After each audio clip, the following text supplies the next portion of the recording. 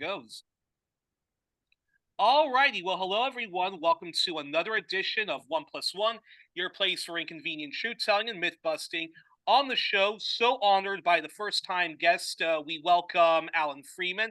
Alan is an Anglo-Scottish Canadian leftist intellectual, people power activist, a socialist, anti-imperialist thinker and activist. And he, along with his wife, past guest Professor Radhika Desai, are part of the International Manifesto group, and he is a former principal economist with the Greater London Authority, and he was part of Ken Livingstone's administration when that Labour member was mayor of London before Boris Johnson and Sadiq Khan. And along with Professor Desai, he is co-director of the Geopolitical Economy Research Group. He is co-editor of the Future of World Capitalism book series with Pluto Books, a very great leftist institution that publishes great books, and the Geopolitical Economy book series with Manchester University Press. I believe he is a professor at the University of Manitoba in Winnipeg, Canada. He is a committee member of the Association of Heterodox Economics, www.heatcon.net, and vice chair of the World Association for Political Economy. He is a board member of Video Pool Winnipeg and the Christopher Freeman Trust, and a former board member of the Winnipeg Symphony Orchestra. And yes, this is another of our All Things UK, England, Britain episode. And let me again welcome him. Firstly, Alan, thank you so much for joining me today. Thank you. It sounds like it's a wrap. I mean, that took 5 minutes. Well, we always have to roll up the red carpet for our guests. I usually introduce myself as a freelance troublemaker, but I am no longer a member of Video Pool. Sadly, I've left Canada and I'm now back in the UK, and so I had to relinquish. I actually relinquished that some time ago, but it is, I should say, my favorite institution in the world, and everybody should associate themselves with it. Oh, fantastic! And I'll make sure to visit the website then. And so, Alan, first of all, it's a real honor to have you on. And my first official question is, you are a leftist, a true socialist, who was part of the left faction of the broad church known as the Labour Party, which I think is a center-right liberal right-wing party. But that aside, can you talk to us briefly, if it's even possible, about the legacy of Ken Livingstone as mayor of London, and why do you think the voters in London rejected him for the bozo right-wing dingbat fake One Nation Tory that is Boris Johnson? Wow. Okay. I have to be careful. I think I'm signed something that involves official secrets, but I think I'll be okay. No, the first thing I want to say is that I'm very suspicious of the word socialist. And the reason is that, it's espoused by many. It's espoused legitimately by China, but it's espoused by Scandinavian social democracy, by the British Labour Party. Still, somewhere in there, it's sort of vaguely socialist, and people refer even in America to the Democrats as socialists, and there's something called the Democratic Socialists of America. And I wrote a paper for the Valdai Club, which I would urge your readers to go and look at. It was published last year, and it was on the tragic split in the Third International. And the point I made was that there wasn't any split. What actually happened was, and a lot of people don't know this, but the Socialist International wound itself up. It didn't split, it wound itself up. And so the historic organization of Marx and Engels it imploded in the war. It was then briefly reconstituted as a kind of vague association of socialist organizations, which never did very much. And then in 1951, the Socialist International was established. Now, the key point is, what does 1951 tell you about history? Middle of the Korean War, middle of McCarthyism. It was from the get-go set up as an institution of what I'm calling the Columbian bloc. I'm using the word Columbian. You heard it here for the second time. I use the word Columbian nations to refer to what others have called the North Atlantic Alliance. It's the collective West, some people call it, but submitted another paper to the Valdai Club, which is going to be published this year. I gave a talk on it at the Valdai Club meeting, which we just came back from. And I think that is the appropriate word for what one might now call the global minority, since those who have come together in the BRICS and wider are now widely referred to as the global majority. Now, why is that important? So social democracy and what is called leftism is actually a Colombian institution. It was an imperialist colonial institution from the get-go, and it made part of a Faustian pact. And when you talk about Colombia, you mean like Columbia University, right? Or no, I mean like Christopher Columbus. We are all children of we're all children of 1492. You know, there's all this stuff in the globalization debate, which is very fortunately died away, in which people say that the foundation of modern nations was the Westphalian Treaty and all that. No, the foundation of all modern nations was Columbus's voyage, in which he never reached America, but then the following voyages of Magellan and Vespucci and the conquerors. So the Columbian conquest, let's call it that, was the origin of all nations. There's not a single nation in the world this day that does not trace its origin, for better for worse, to that. So I will use the word Columbian nations as being nations originating from the conquering side of the conquest, right? That is the word. Now, what happens is, was a Faustian pact, and this relates to getting to the mayor and a very important predecessor of Ken Livingstone, which was Tony Benn, which I'm going to discuss both of them, right? In which the deal was that you will not touch the state. You will bargain within the framework of the state for concessions. Well, that was widely called reformism. I think reformism is the wrong word because of the character of the states that you then sought to defend. These character was that they essentially mobilized surplus value created by workers abroad and brought it into the grasp of their own wealthy classes. And what was the bargain that the Social Democrats get is we'll get a share of the pie, we'll be, first of all, allowed some kind of democracy, which was quite a radical innovation in 1890 when people first started trying to do these things. And then we'll get to be, depending on the country you're in, you get some kind of deal. In Germany and in Japan, you got a Mitbestimmungsrecht, you get joint management of production. In the Anglo-Saxon countries, in the conquering countries, as opposed to the defeated countries, you're not allowed anywhere near production, but you're tied into the foreign policy apparatus. So you basically, the deal is you support the foreign policy of the countries that you're in, which means you support the horrible things that the British do. You do support the horrible things the United States of America does, and so on. So, you know, let's leave Germany and France as an intermediate case. God knows where Belgium seems to have been the most actively imperialist country of Europe, but God knows where it is now. Well, they're still involved in Congo and places like, no, let's put them among the original conquerors.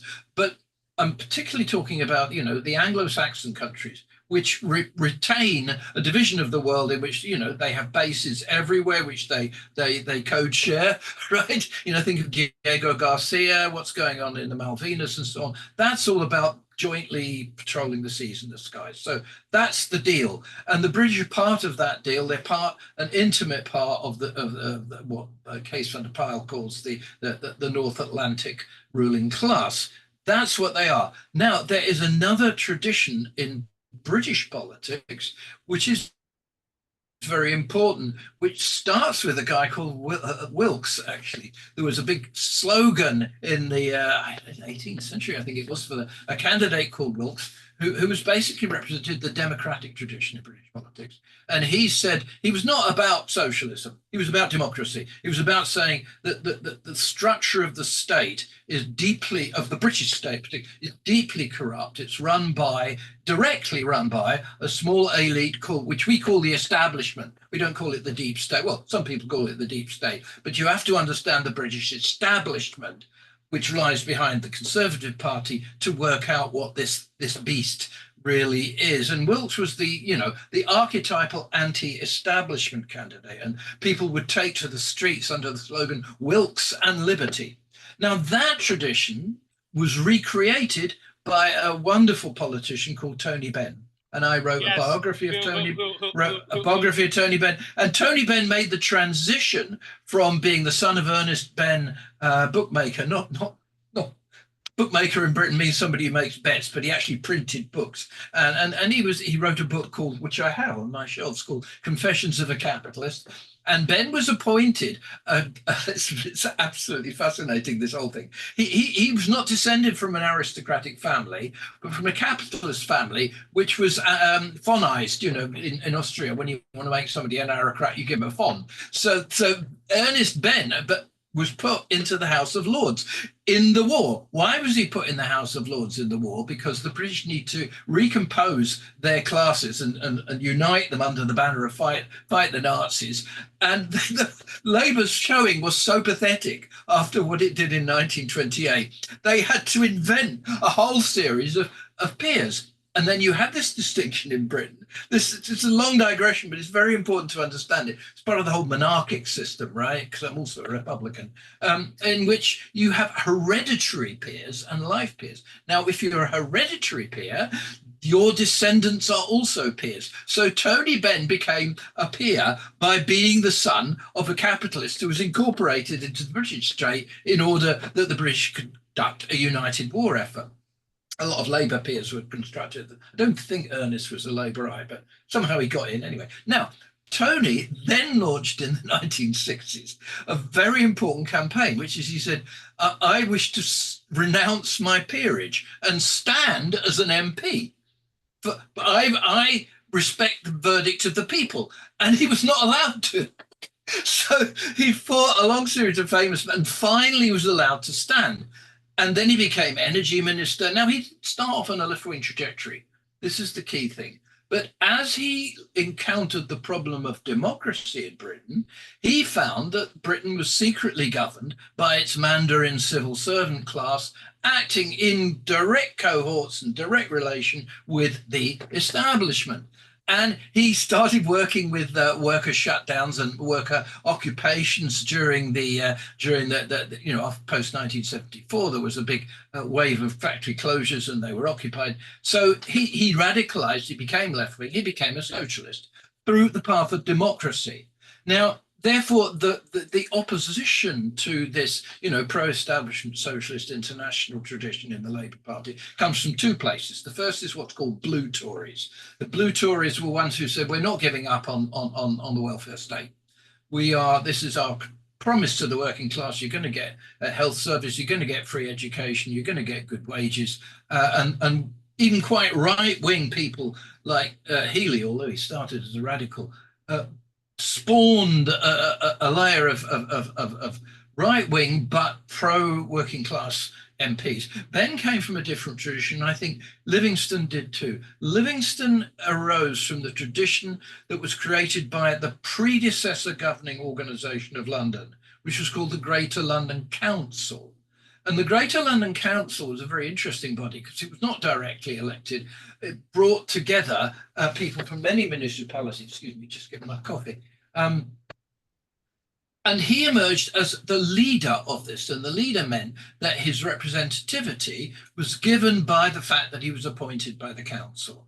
So he was a bottom-up guy, and he became immensely popular in the GLC because London is always a left-wing capital. It has been since the days of King James VI, right? That's interesting when one talks about the city of London, when one talks about actually how little local London councillors actually have over their own. Well, what then happened is the story is fascinating, and I hope your viewers will excuse the digression. But you have to get insight to what lies behind the class structure and the state structure of an entity in order to understand what's going on. So what happened was that Tony Blair, bless his little cotton socks, idiot, he wanted to get round the problem that London was always to the left of the government, and he therefore instituted this thing called directly elected mayors, or Dems. And so there was going to be it didn't catch on, but London was one place where it still is in operation. So there was going to be a directly elected mayor of London, And the directly elected mayor of London would have almost authoritarian powers, right? There was an assembly which was just sort of talking shop, and they approved the budget. And he had power of appointment over the transport boss and various other. We used to call them sister organisations, but I can't remember. We're not allowed to call them that anymore. But I can't remember what they're part of the GLA family, as it's called. He had power of appointment. He actually had power of joint appointment over the head of the Metropolitan Police, which was quite significant because there was a real radicalisation of the police under Ken Livingstone, which was not unimportant. We'll come back to that in the way they dealt with the possible explosion of communal violence, which we stopped by the One London policy. So the idea was that you would have an authoritarian leader with, not authoritarian, but a very powerful, authoritative leader, mayor directly elected. And then that person would be appointed by the Labour Party, would decide who would be the candidate. Now, what happened was that the person imposed on London as the potential candidate of Labour, Frank Dobson, sort of decent blue Tory, but not anything that one would like Frank, but not anything one would write home to your family and say, hey, I had dinner with Frank Dobson. You would have dinner with it, but you wouldn't boast about it. So unlike Tony Benn. Tony Benn actually was very sort of man of the people, humble guy, but yeah, he's great. Now, what then happened was that this was so unpopular because Ken Livingstone, who had been leader of the predecessor organisation, was the obvious person to be the Labour Party's candidate. So people smelt a rat, and then Ken, working with various community organisations, because he was a campaigner as well as being person of the people, you would always find Ken supporting every campaign, Anti-Racist Alliance, very solid on Ireland, which is very important because he was pilloried for it, right? Very associated with campaigning organisations, ecology. Everybody knows about his love of newts, for example, and gardens and so on. So he's early ecology campaigner, and it was in his heart. It wasn't just a bandwagon to jump on. He was the obvious person, and so all these organisations got together and he ran a campaign and he won. Now, for the first 4 years, up to 2004, he governed, therefore, as an independent. For the second period, when Gordon Brown was by now a Chancellor and later briefly Prime Minister, he was wanting to try and, it wouldn't have made sense to run as an independent again. So he ran as the Labour Party candidate, and there was a sort of deal constructed. Not a deal, I mean, though it was the only way that you could maintain leadership, of solid leadership that the people of London wanted, was not to have a split. If you had a split, you'd have let the Tories in. That was the problem. That's as I see it anyway. And so then he gets in as the Labour Party candidate. Now he runs again. What are the Tories going to do? Well, what they did is they hired an Australian guy who is notorious for these attack campaigns. And so he ran attack campaigns, an attack fight against Ken on a completely racist platform. What the Livingstone administration has successfully done, and the record is with us still, is creating a unity amongst the population of London on the basis of a civic identification with the unity of London as being a place where everybody was welcome.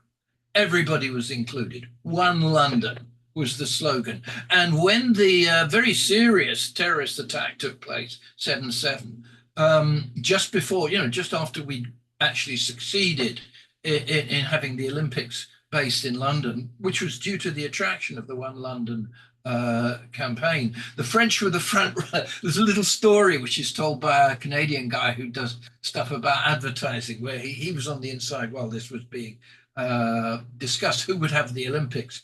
I was on the inside as we were working out how we would win, and not very much on the inside, but I was party to it, let's say. And what happened was that the French said, come to France and experience French culture.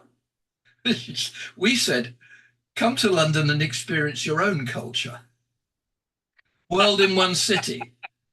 300 mother tongue languages are spoken in London school. Mother tongue languages, 300. It's an immensely diverse community, and people get on with each other, and they have this sense of civic identification. But of course, the people who are disenfranchised this are, the angry white males, essentially, and not particularly working class males. They're people, probably safe to go out on the street after having said this, but what I would call them petrol heads. They were the people who live in the outer suburbs of London. They didn't like the congestion charge. They wanted to live in a more comfortable place, and they saw their privileges being interfered with by this central London mob. So they organised a racist campaign directed at the mayor's affirmative action policies, and that was sufficient to push Ken out. So, and that was the birth of Johnsonism, because Johnson is frankly an immensely racist character in a power-seeking sense. He uses racism because all he's interested in power, which is typical of where the establishment in Britain has now got to. And so he saw the chance to get in, and it was he wasn't even interested in London. He was just looking at as a place, a stepping stone to the leadership of the Tory party. But it was power for power's sake. He had no strategy. He just continued Ken Livingstone's policies, which were very good policies, and have greatly improved London. And coming back to London, I can see the improvements today in every facet. No matter how bad things are going, you can see it's visibly a better place. He just coasted along on the coattails of that, and then went on to become leader of the Labour Party, leader of the Tory. What's the difference? Leader of the Tory Party, as we all know. So that was Boris. That was Boris. Well, that's a perfect segue then to this question. It's funny how Ken used to.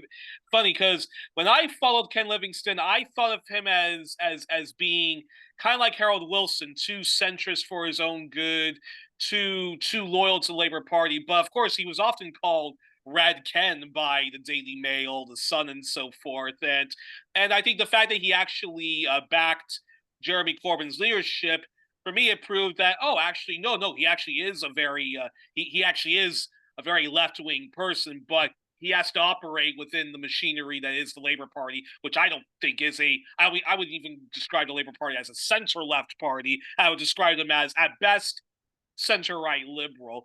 But that's a perfect segue. All of what you just said is a perfect segue to this question, which is, how do you assess post-Brexit Britain? Do you think, even if you are a left critic of the EU, that it was a mistake for Britain to leave the EU?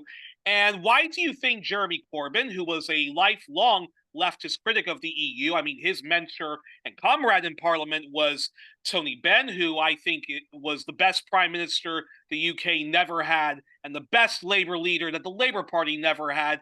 Why was Corbyn unable to articulate that, hey, guys, it's not all doom and gloom leaving the UK, because here are the left policies we can tackle without the EU keeping us under straitjackets? Well, it's a bit like, there's a wonderful Christmas card you can get, which is a picture of a little boy sitting on Santa's knee, looking at him very aggressively and saying, define good.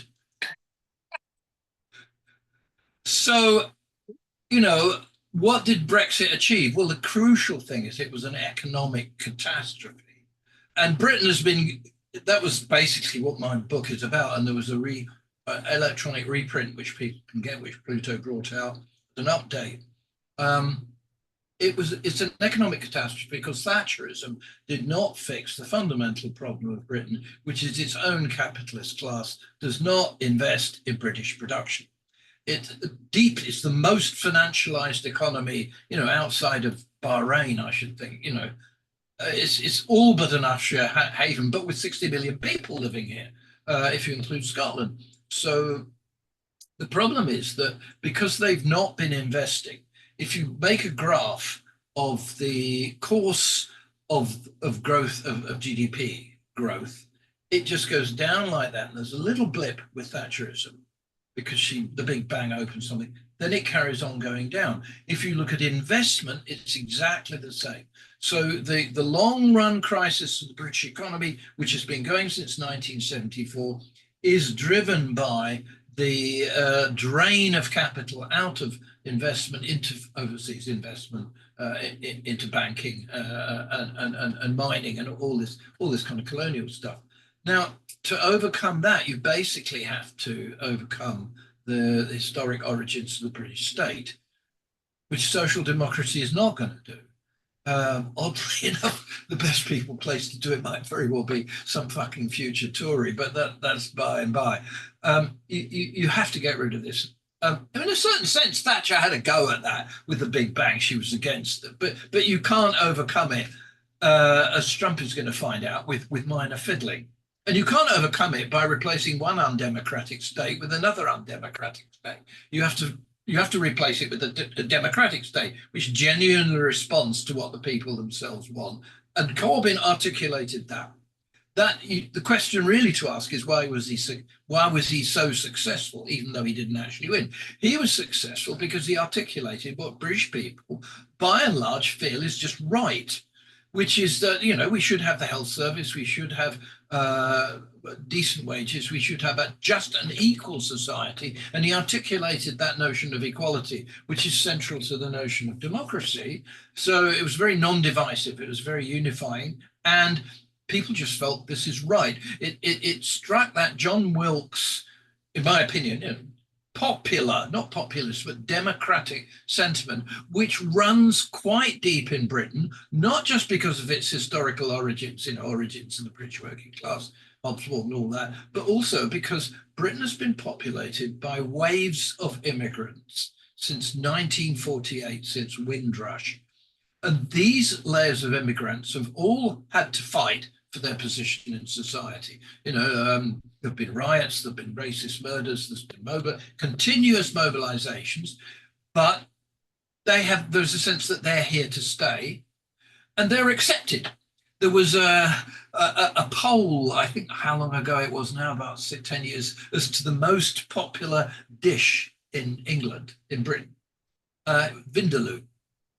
Vindaloo came out top, right? Because there's been such an absorption of the immigrant communities, starting very early on. They had to fight for it. They're still having to fight for it. You've still got Tommy Robinson, all these idiots. But actually, Tommy Robinson's not going anywhere. Anything you hear about, some kind of spontaneous working class uprising in Stockport, it's not true. It's not true. This was an agent provocateur by the physical, provocation organized by the physical force wing of the fascist movement, which doesn't really have a popular purchase in Britain. So that was there. And so Corbyn mobilized both, the economic side and this popular democratic, we the people, this is what we want side of things.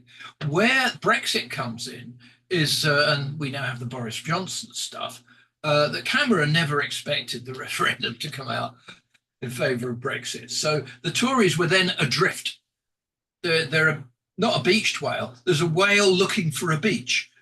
Or it's so immobilized in terms of directionless that it's just waiting for a crash. So Boris Johnson comes along and says, hey, you want to crash? I can do that for you. So, but all he wants was to be in power. He's very clear about that when he was sort of a kid or whatever. He looks and he says, Prime Minister, oh, yeah, I can do that. Well, you can do that in the sense of becoming Prime Minister, as Liz Truss find out. But being Prime Minister and running a country are not the same damn thing. But you see, what he then did is mobilize all the reactionary forces in British society, just as he said against Livingstone, including in particular the growing impact of the Zionist lobby, against Corbyn. And there was this, Corbyn was also stabbed from within.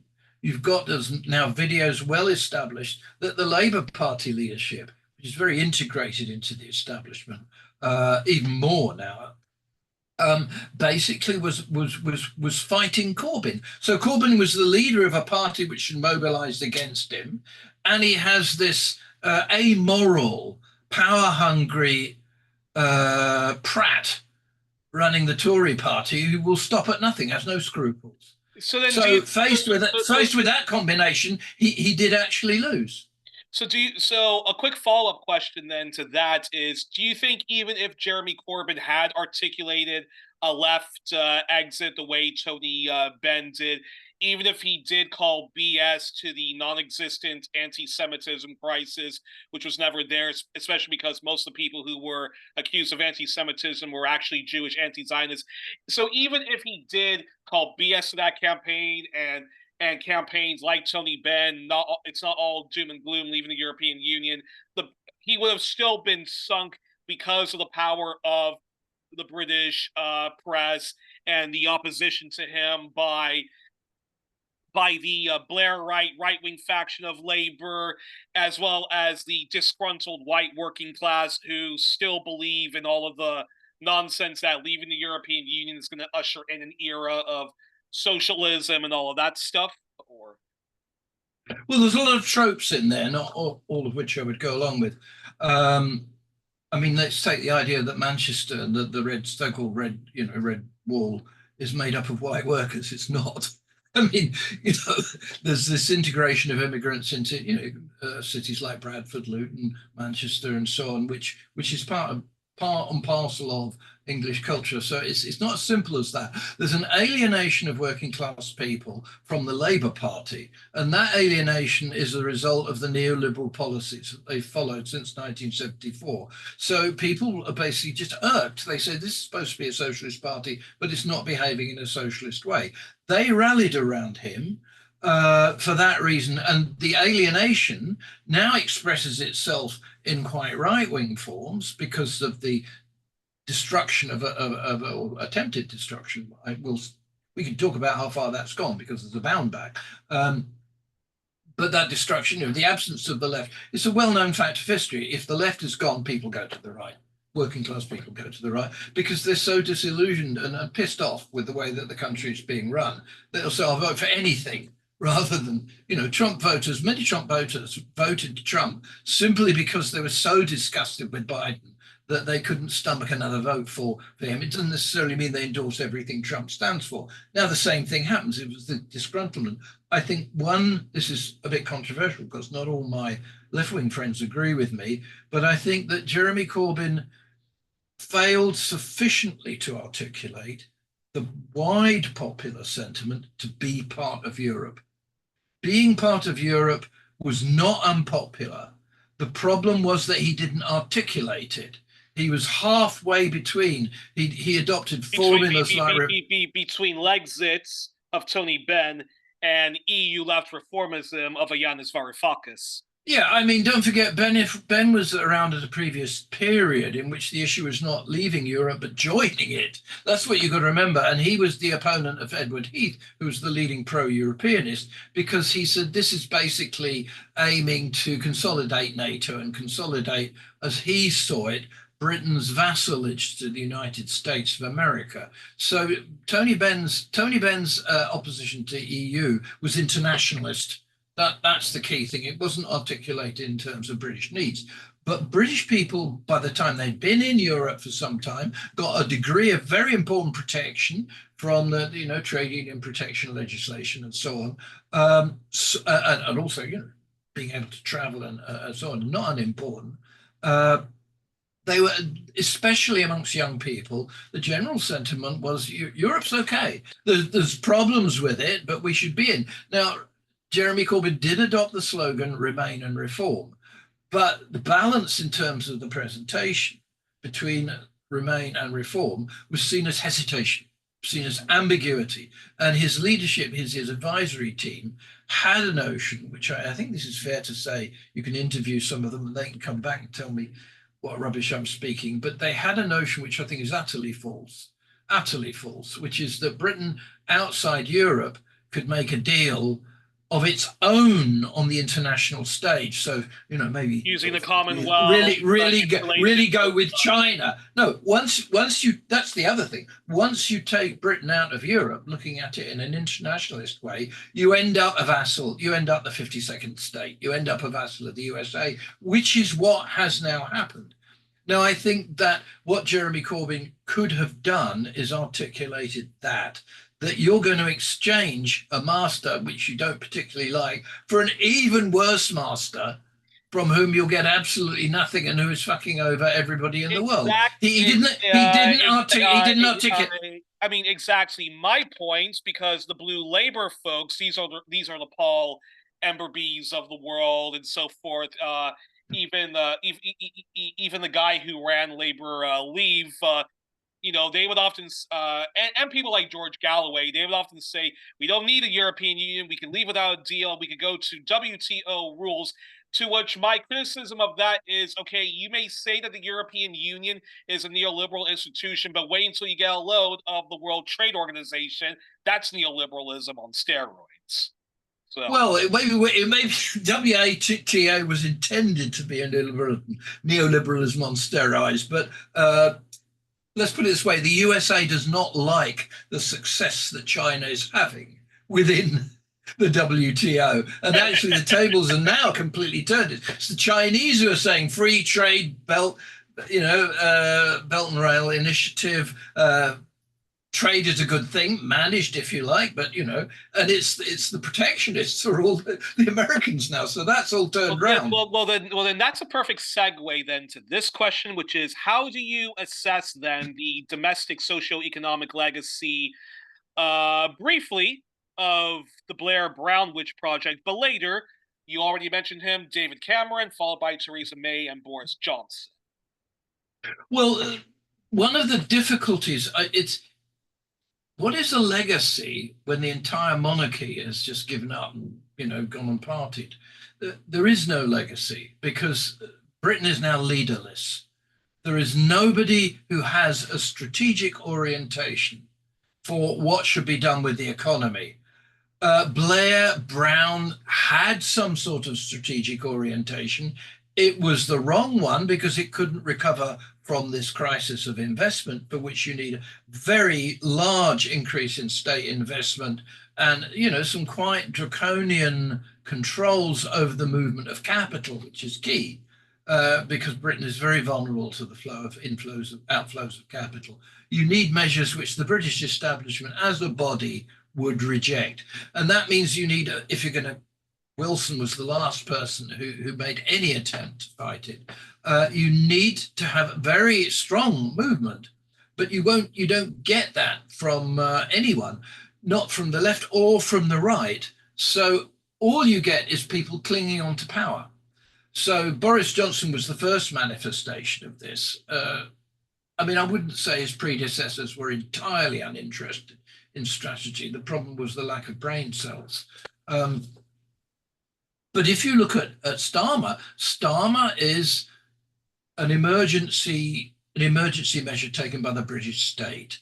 It's the state in direct control of the Labour Party, which is a kind of panic measure. He doesn't know one end of a policy from the other. He doesn't even spend any time in the House of Commons. His friends are outside, so that there is no. And if you put up any opposition within the Labour Party, his thugs come in and expel you. So everybody who thought that it was possible, or who previously would have formed an opposition within the Labour Party, one after another, is being eliminated. And the possibility, which is very real, as you can see from the so-called Gaza group of MPs and from George Galloway's own success in the past, the possibility for an alternative is being violently, I say violently because of the way that the anti-terrorism legislation is now being used, violently attacked and assaulted. The media are completely complicit in this. There is no voice of the opposition. And it's a sad commentary on British democracy. This is a number that I always quote. I don't know if you know this. If you count the popular vote of Keir Starmer, and you count the popular... Yeah, lower than what Jeremy Corbyn got. I mean, he did get the popular vote, but just not enough of the votes. Yeah, Corbyn got more votes than Starmer. Well, what does it tell you about British democracy when somebody who got more votes than the present leader of the House of Commons, with 145 seats, is driven to being part of a persecuted rump of 7 people? And by the way, that can't last. That's going to come out. But then that being said, that's very interesting because I think you pretty much did sum up the legacy of Blair, Brown, Cameron, Theresa May, Boris Johnson, Liz Truss, and Rishi Sunak in a nutshell. But I find when Jeremy Corbyn lost towards Boris Johnson, I said to myself that Britain should just make itself into a one-party state where you have the Conservative Party led by whatever knuckle-dragging Neanderthal they come up, currently Kemi Badenoch. Then you should have Labour recall themselves. Wouldn't describe her that way, but anyway. You should have Labour rename themselves the One Nation Tory, the Liberal Democrats, the Compassionate Conservatives, and the Greens, the Eco-Conservative Party. Because for me, I was just so shocked that the electorate could reject Jeremy Corbyn, who's always been on the side of working people, has always been on the right side of history when we talk about British imperialism. And okay, so he was forced to adopt EU left reformism, second referendum, and so forth like that. But if you look at him compared to Boris Johnson, who is the son of Thatcherism, of monetarism, of neoliberalism, of austerity, of which he supported David Cameron's reign of terror in that respect, for me, I didn't even want to get inside the mindset of the vast working class, white working class, who said, "I'm going to vote for Boris Johnson or abstain and vote for the Brexit party of Nigel Farage." Although I do understand Farage's appeal to many people, but that's another story for another day. And then we have Keir Starmer, who has eradicated Corbynism, is eradicating anyone who's even to the left of him when they say no to more austerity. So shouldn't Britain just be a one party state with different factions of Toryism? Well, let me put in a word for Scotland here. I mean, there is the long-standing issue of what exactly is the United Kingdom lurking behind some of this. The issue of the north of Ireland, as it should correctly be called, rather than Northern Ireland, has been a permanent unresolved thorn in the side of every Conservative leader. And there were a couple of people who did try to resolve it and failed. But that's going to have to be resolved, and I think it will soon, for no other reason than the economic attraction of relatively strong Southern Irish economy compared with the British. It's not. There's a lot of problems in that economy, but it's become. But the north of Ireland is so unattractive that I think there's a majority now probably for Sinn Féin and for unity. So that's the north of Ireland. And Sinn Féin, even if Northern Irish Protestants don't believe in reunification with the Republic of Ireland, the fact of the matter is this: Sinn Féin has adopted an EU left reformism, which is why Northern Ireland voted overwhelmingly against even north of Ireland, against the wishes of the DUP, which was for Brexit, and on top of that, I mean, as somebody who does read Peter Hitchens from time to time, including full-length books of Peter Hitchens, for a socially conservative Burkean conservative like that, who's very religious. I mean, the Republic of Ireland is very socially conservative and fiscally conservative. So you get the best of both worlds. The DUP should not be afraid of a reunified Republic of Ireland. But that's well, this is an amazing. You have a good imagination. The reality is, however you analyze it, that maintaining the north of Ireland as a separate entity, part of the United Kingdom, is doomed. And the only question is how soon the doom arrives. Then you have Scotland. Now, the interesting thing about Scotland is that Scotland was a real thorn in the flesh because the SNP came under a social democratic, socialist leadership in a good sense, Salmond and so on. And what happened was that it was constantly, even though there's, not a majority of the people of Britain by any means living in Scotland, demonstrating that there was a real different way to do things. And it worked. It worked. Not having student loans worked. Okay. So it was a very difficult political problem. And they were still, even now, it's the SNP who are standing up in Parliament and challenging Labour Starmer on Palestine as much as the Gaza bloc. So that was so what they did is it's very typical of the way the British establishment operates is they suppressed people. They put people in jail. They had foul campaigns against people, Johnsonite campaigns to discredit the possibility of the SNP consolidating around basically a social democratic policy for Scotland. Now, what they were really scared of, in my opinion, this is something I'm hoping to be able to discuss with my Scottish friends, what they're really afraid of is that that might consolidate into an opposition to an independent Scotland being in NATO. Because the north of Scotland, the west of Scotland, is the Western approach to the Atlantic, and the bases there and the submarine bases, US submarines, one should not forget, as well as the British deterrent, anchor in this part of this chain of maritime possessions that brings USA and Britain together, that unites them. I think the real fear is that on the basis of a popular surge in Scotland, propelling a huge majority, enough to get an independence vote, would result in some real threat to the American presence and NATO presence I suspect, although I have no evidence for it, it's just the way my instincts go, that's what really frightened them, as well as the socialism. So Scotland is another piece of the mix. So you can't talk about Britain as a whole. You have to look at the parts of it. I'm not going to discuss Wales. That's a very important question. Yeah. And it's a place where there's a genuine linguistic issue, which is not fully understood by many people. But I'm too ignorant of it, and I have not been part of Welsh politics, so I would leave that to Welsh speakers, Welsh representatives to discuss. Then you have Wales, the Greens. Pardon? Love Wales, by the way, but the key thing, just to finish on this, can you have a one-party state? Can you have a that was your question, wasn't it? Yes, yeah. You mean a communist? Do you mean a communist one-party state? Or I would love that too, but. I mean, look. It is a one-party state. Youri, when he was asked about the American system, they said, "Are you in favour of a one-party state or the American system?" Well, he says America is a one-party state, but with typical American excess, they have two of them. That's Britain. That's Britain. I don't know what the liberals are. The liberals are a kind of, embarrassment to all of them. But there's a consensus amongst the ruling parties. They are under the firm grip of the establishment. The problem is not what party you have.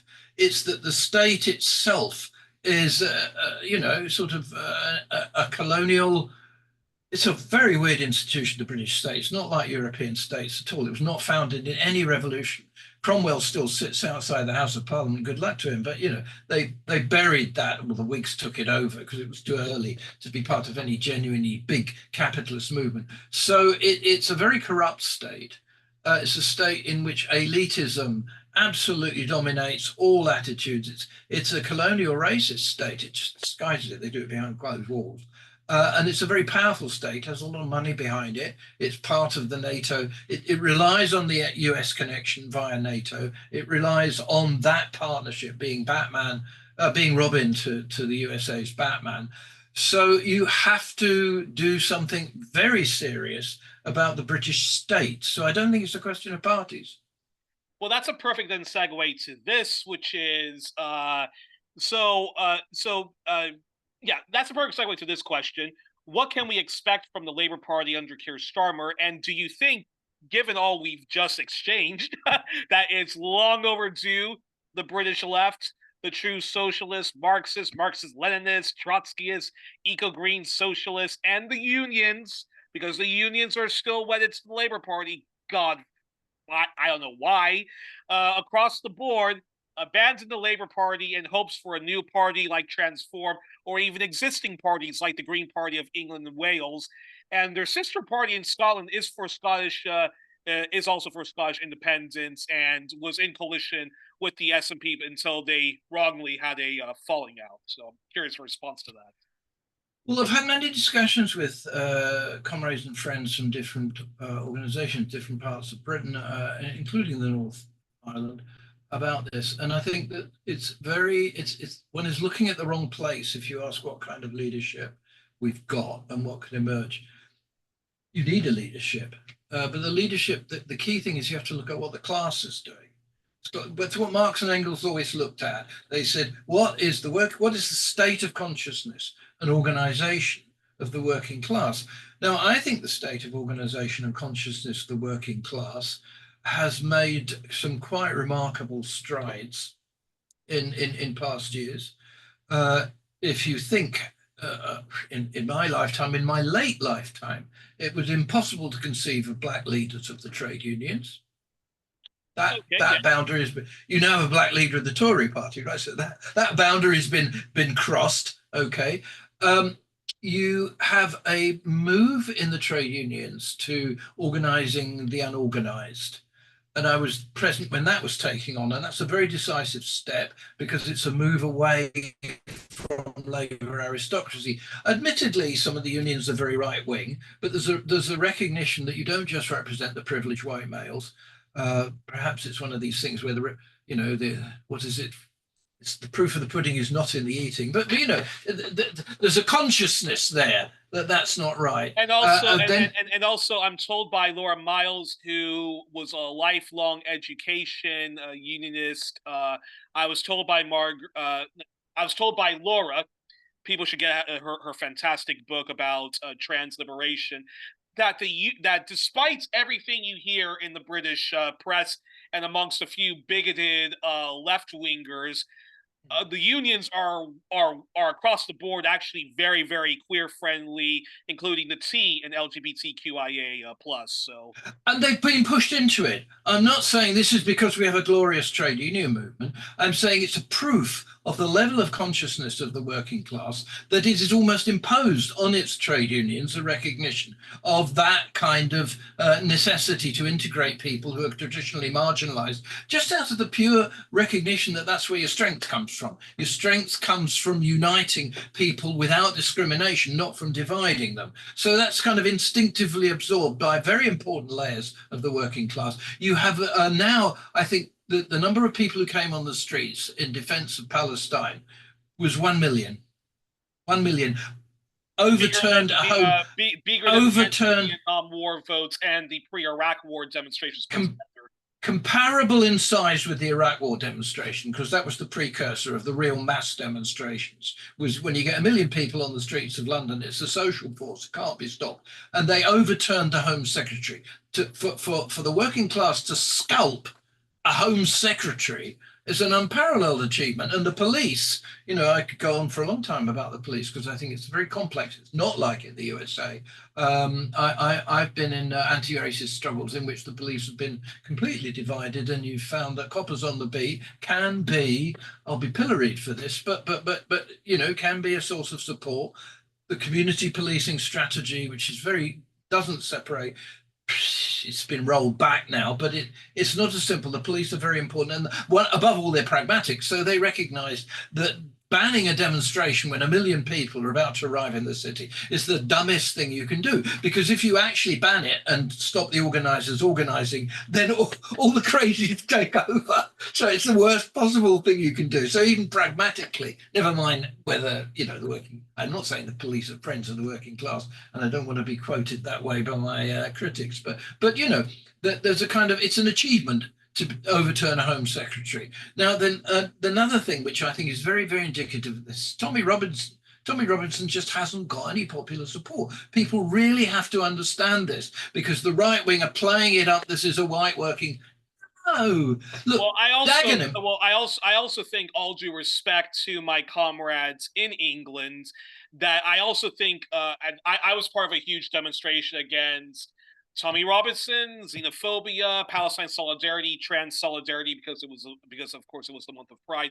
But I personally think that there are sometimes far too much attention being played by the left and the anti-racist movements and the people power movements to Tommy Robinson. Now, if they want to focus all their energies on Nigel Farage and how much of an influence he and GB News, Spiked Online, and Trigonometry have on mobilizing a united right-wing force, by all means, go ahead and do that. But I do think that there's a little too much attention to maybe not. I mean, in Greenwich here, we're now hearing we're at the stage of the inquiry hearings into the death of a young black teenager called Roland Adams, who was one of 5 black kids that was killed in Greenwich when I lived here, and we had demonstrations all the time. And the tragic killing of Stephen Lawrence, which eventually, you'll recall, led, thanks to the dogged struggle led by the parents of Stephen Lawrence, to a successful prosecution, which the fascist wing of the police stood in the way of. It's one of the reasons that the police sort of slightly split, because they could see that the bad guys were getting away thanks to their own comrades, and that caused great contradictions within the police.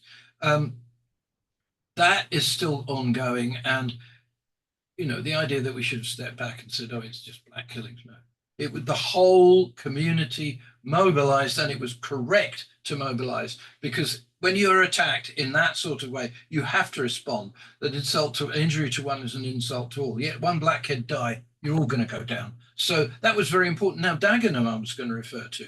What was absolutely fascinating is that Dagenham, there was a demonstration of 20,000 people. There was no, I've talked to people who were there, I wish I'd been there, but there wasn't a leadership, nobody called. People just knew what to do, and they came out, and, in the old days, Robinson's people would have been tarred and feathers. They was just run out of town. There were so many, there wasn't even any violence. They just ran, because they are basically cowards. You've got to remember, all bullies like this are cowards.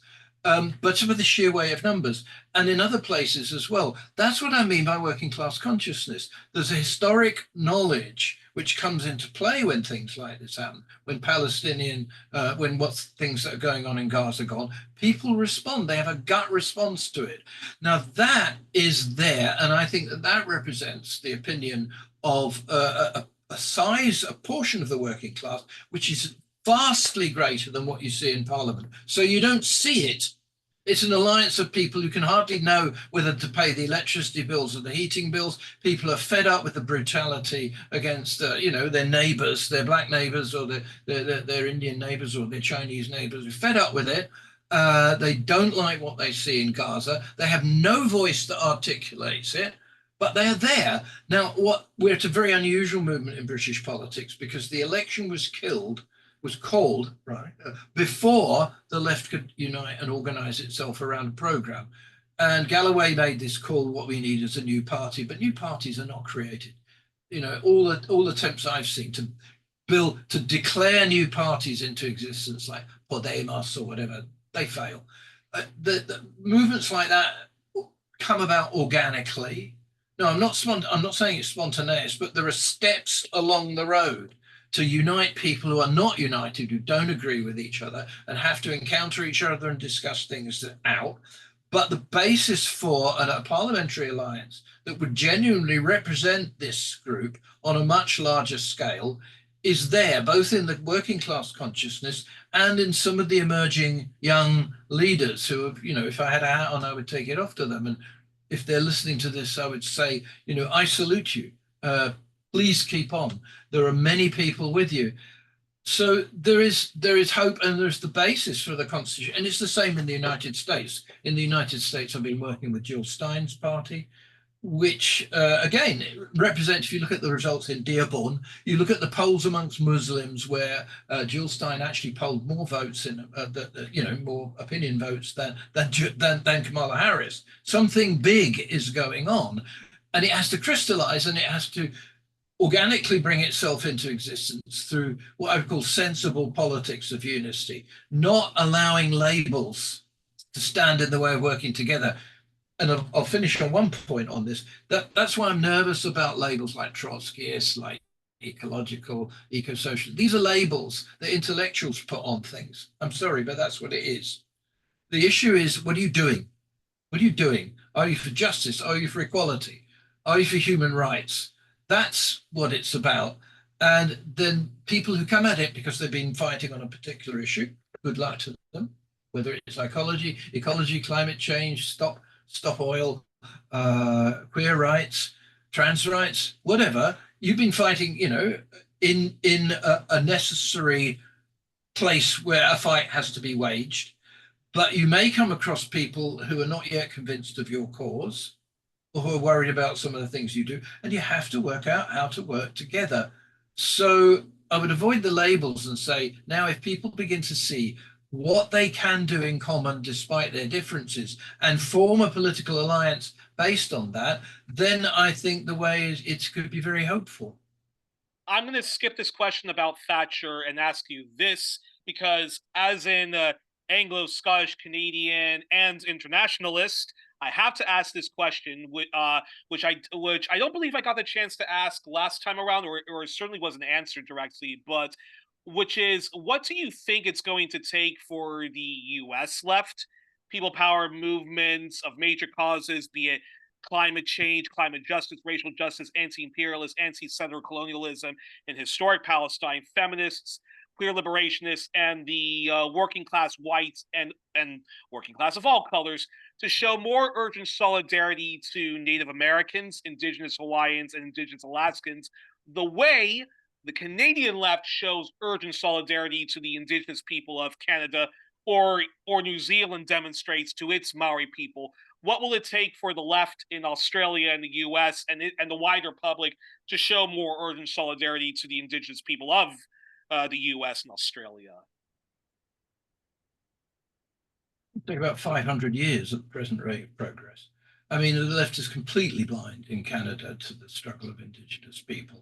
They wake up when something happens, such as the discovery of dead bodies in large numbers under the ground of the residential schools, which was something that was well known, well put out. Everybody knew it was going on. It was just politely ignored until it became unignorable. And then there was in Winnipeg a tremendous movement led by Indigenous people of the Pimicikamak Nation, who actually pulled down a statue of Queen Victoria, long overdue, and it's not been put up again. But that was just one event, and everybody, put up orange ribbons and all the rest of the sort of virtue signaling stuff that goes on, and then forgot about it, went on their way. And they've allowed hydroelectric power in the north of Canada, particularly in the north of Manitoba, to override all the needs of the Indigenous people of the north. And they've done so because they get cheap electric power, and they even call it socialist because it's run by the state, which they then sell to Nevada and Montana and so on. So it's going to take a very long time because the Indigenous people's struggles have been marginalized. So you only come across it either in the eyes of sort of virtue signaling leftists or good people who want to do what can be done to support them. We were working on the way that hydro was destroying the lands of the people of the north and so on. What I think is necessary is an alliance, and I've been working for this, of Indigenous peoples of the Americas. And so in Venezuela in particular, where there have been serious moves to bring together a hemispheric alliance of Indigenous peoples that will genuinely address the common problems of the colonial legacy, that's going to change things, because you get a number of very courageous and very intelligent and marginalized people mobilizing, but the sheer numerical issue is a big one.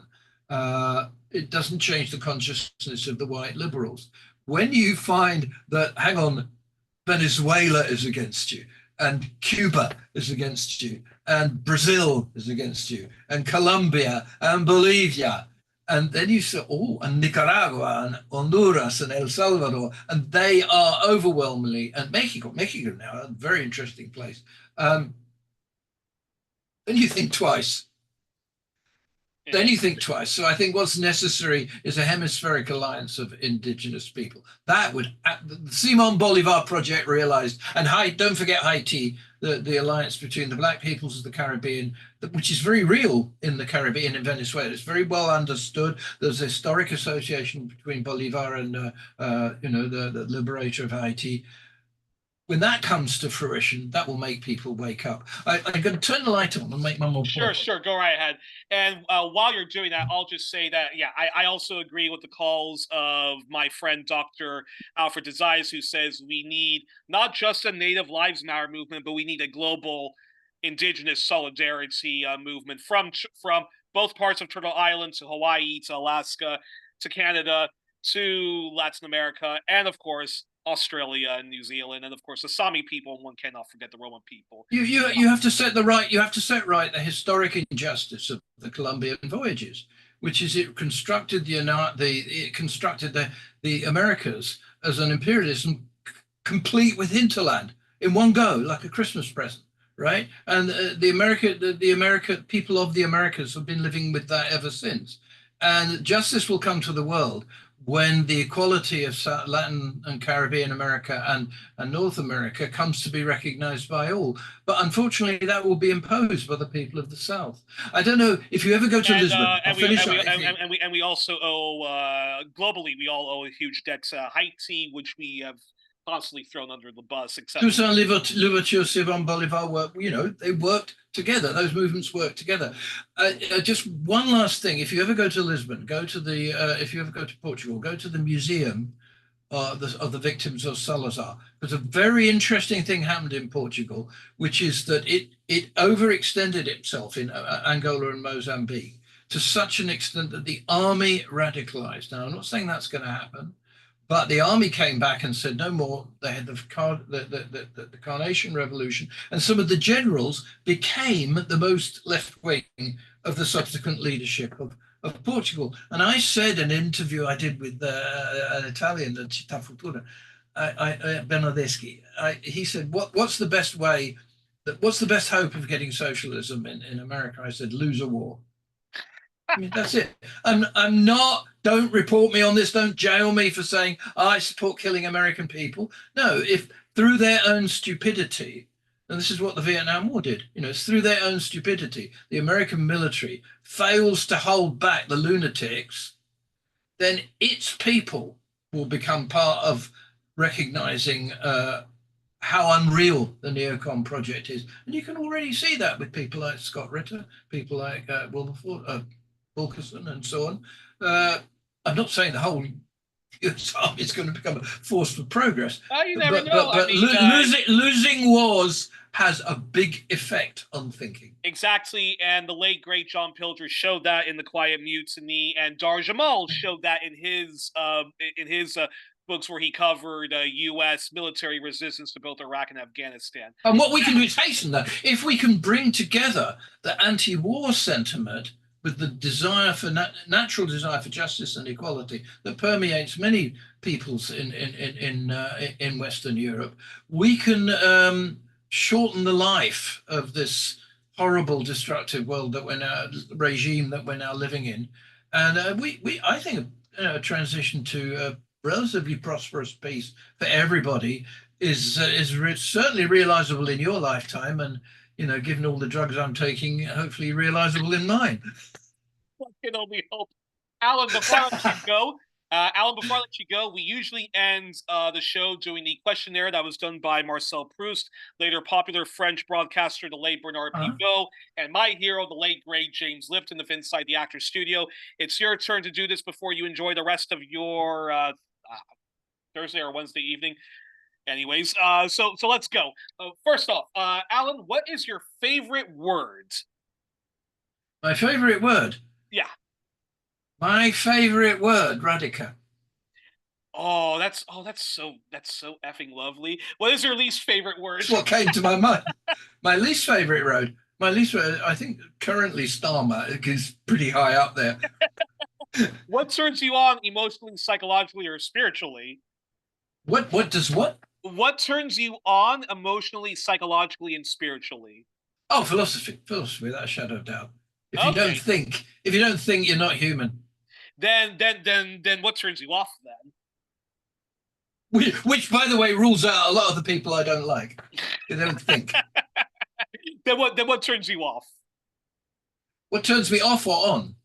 Off. What turns you off then? Oh, intolerance. Okay, what sound or noise do you love, followed by what sound or noise do you dislike? Oh, I'm pretty well keen on all forms of music. I often sit and listen to, the old folk classics and rock classics of my teenage time. But, classical music, I think the classical music of the late medieval and early modern period is absolutely marvelous because it's symphonic.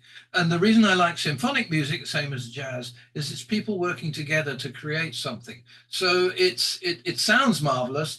You need a variety of inputs to make that sound. You can't have a single super person just doing everything. And it's this first form of cooperation. There's a phrase we had a long discussion about this in the Winnipeg Capital Reading Group, where we got to the place in volume 1 where Marx says, and an orchestra needs a conductor.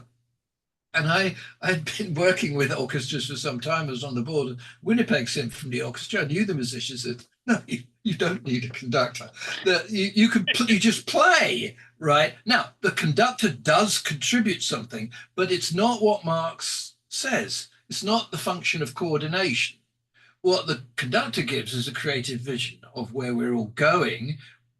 But the act of making the violins come in on time, they can come in on time on their own. So it's wonderfully, that to me is symbolic of the future we want, the free association of producers, where we essentially have a model of cooperation in which all our talents are combined without being identical. Then what sort of noise do you dislike then? What sort of noise do I dislike? Yeah. Oh, alarm clocks. Then what is your favorite curse word? I can't say it here. Funny, my previous British guest also said, I can tell you, but I do not want to say it on the air. So. No, I tell you what. No, my favorite cuss word is "cazzato." Is the Italian word? The Italian swearing is in a class of its own. And I actually had somebody give me lessons in Italian swearing, but it would be a travesty to try and report it here, because not necessarily I shouldn't say the words, but all the really good swearers who are all Italian would call me up. Actually, so what was that Italian one again? Oh, non mi dice cassate. Don't tell me dickeries, literally. Don't take me around. My favorite curse word actually is an Italian word, the V word. So is which? The V word, the vaffanculo. Oh, vaffanculo. But it's in Italian discourse. It's like normal. Oh, vaffanculo. You just say it. It's like merde in French. You just say it. So what profession, if you weren't doing all the great work you do, what profession would you like to attempt to do? Mathematician. Wow, mathematician. No, I was educated as a mathematician. And the toast of G.H. Hardy, who was the person who introduced Ramanujan, the famous association with the great Indian mathematician Ramanujan. G.H. Hardy was the sort of, what do they call it, the genius locus of University College, where I went. And he made this wonderful toast to pure mathematics, which was, to pure mathematics, long may it remain useless. Then what profession would you absolutely not want to do under any circumstances? Lawyer. And finally, and I admire lawyers, and it's precisely because I admire them. I could never do it, that I don't want to do it. And if heaven exists, what would you like to hear God say when you arrive at the pearly gates, or whatever is your vision of the afterlife? And even if you're an atheist, please do answer the question. Well, I've just written a document about that, and I can't summarize it easily. The question I would ask if I was at the pearly gates is, what was the significance of the mark of Cain? Now, it is very interesting if people don't read the Bible. I hate people who don't read things. When you want to study Marx, you read Marx. Sorry, Mandel, you read Mandel, right? You want to study the Christianity, you read the fucking Bible, right? Including the apocryphal works. So I've been rereading Genesis, and it is very interesting because the instructions that the Lord gave Adam and Eve before they even got kicked out was, go forth and multiply and subdue the earth and all that lives upon it. So you've already created an ecological disaster before you even let them out of the Garden of Eden. Then what happens is they have Cain, their firstborn, and they have Abel, their secondborn. And then the dispute between Cain and Abel is that God asks them to give sacrifices, and he approves the sacrifice of Abel. And then Cain, his countenance fell. So I like this, fell. So he actually killed Abel. And then what God did is extraordinarily interesting. He put a mark on Cain. Everybody thinks the mark showed that Cain was evil and should be God. No, the mark said, don't touch him. Don't touch him. Leave him. So God decreed that Cain, that we are all the descendants of Cain. Now, then there's this classist materialist. The Bible says Cain was a tiller of land and Abel was a herder of sheep. So if you think the conflict between landowners and nomads has dominated the whole of imperial and prehistory, and what he's done is they've introduced property into. So what God did in putting the mark on Cain is declare immunity for the landlords against class rebellion. So I would ask the deity, or maybe some of his mates, or whatever, her mates, why did you protect the landowners? That's what I would ask. Sure, God would respond, read the Beatitudes of Jesus. Blessed are the meek, blessed are the merciful, blessed are the peacemakers, blessed are those that weep. And of course, Jesus did say it was next to impossible for a rich person to get into heaven. So, but he also said, render unto Caesar that which is Caesar's. But I was once a Christian. I was once a Christian deist who had to wrestle all the time with the agnostic part of me. And, the deists believe that God created the earth through science and whatnot, and then left it for for us, the Earthlings, to govern ourselves. And I think he actually made a huge mistake when he did that, given given how we've run affairs. Yeah. No, I think it's very interesting because the medieval, for 1,000 years, when people just thought that the way to do good was to understand God's will, basically the idea was that God was the source of all good and humans the source of all evil. But so we ascend to heaven and we're perfect. But putting the mark on Cain says, no, you are evil and you're in charge of producing good. You're in charge of it. And that was actually the job of Zeus in Greek mythology, was not to administer justice. There's a lot of literature about this. He said, you get on with it. I'm just preserving certain rituals and certain rites. So that my interpretation of Genesis is that God invented people in order to invent good. And that's our job. Interesting. Well, because he couldn't manage it on his own. Well, that is quite fascinating. That's a very heretical interpretation. And, I think during the course of this broadcast, I've invited persecution by at least 20,000 minority fanatical groups and non-fanatical groups. But anyway, we'll see. Well, in closing, we were joined on this edition of 1+1 with Alan. I would only say, look, come and kill me if you like, but can we have a discussion first so I know why you're doing it? George Carlin once said, the next time you hear somebody say, I have the right to my opinion, go, yeah, well, my opinion is you have no right to your opinion, then you shoot in the head and walk away.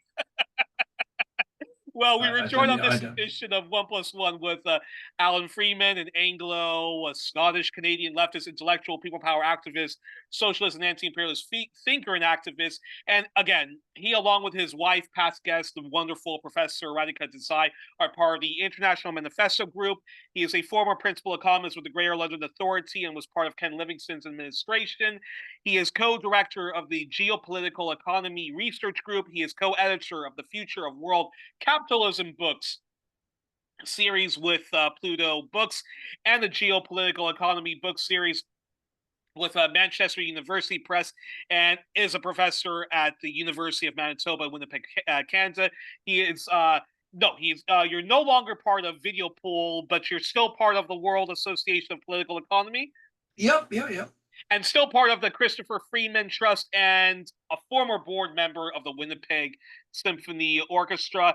Alan, thank you so much for coming on today. Thank you. Forward to this being the first of many conversations we're going to have, both on the air and off the air. But until then, all my best to you. You give all my best to Professor Desai. And the next time we have, I don't know what we're going to talk about the next time we have you on the program, but that's something we're going to be talking about. If we're around, let's talk about why we're still around. Anyway, venceremos. Keep up with the great work, and power to the people and debt to capitalism.